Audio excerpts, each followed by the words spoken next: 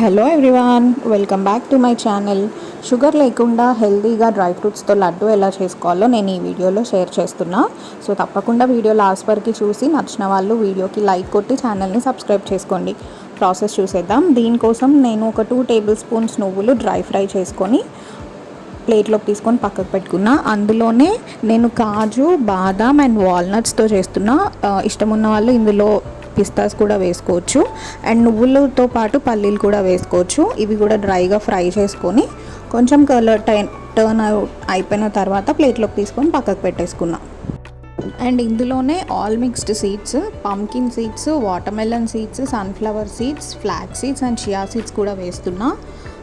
ఇది ఒక పావు కప్పు వరకు ఇందులోనే వేసేసుకొని డ్రైగా ఫ్రై చేసుకొని అది కూడా ఫ్రై అయిపోయిన తర్వాత ప్లేట్లోకి తీసుకొని పక్కకు పెట్టేసుకోవాలి.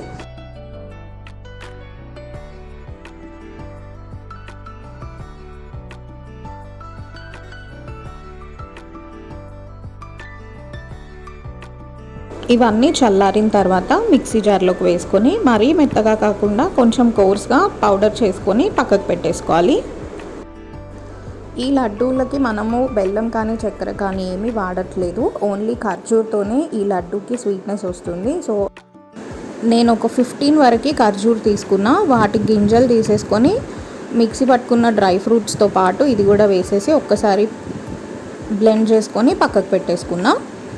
అండ్ కడాయిలోకి ఒక 2 to 3 టేబుల్ స్పూన్స్ వరకు నెయ్యి వేసి మనం మిక్సీ పట్టుకున్న కాజు, బాదాం, ఖర్జూర్ పౌడర్ ఇందులోనే వేసేసుకొని కొంచెం కలర్ చేంజ్ అయ్యి మంచి స్మెల్ వచ్చేంతవరకు ఫ్రై చేసుకుంటూ ఉండాలి. మధ్య మధ్యలో కలుపుతూ ఉండడం అసలు మర్చిపోద్దు. ఒక 5 minutesకి మనకి కలర్ అనేది చేంజ్ అయిపోతుంది. అండ్ చేయితో పట్టుకుంటే మనకి లడ్డు వచ్చేలాగా ఉన్నప్పుడు స్టవ్ ఆఫ్ చేసేసుకొని చల్లారనివ్వాలి.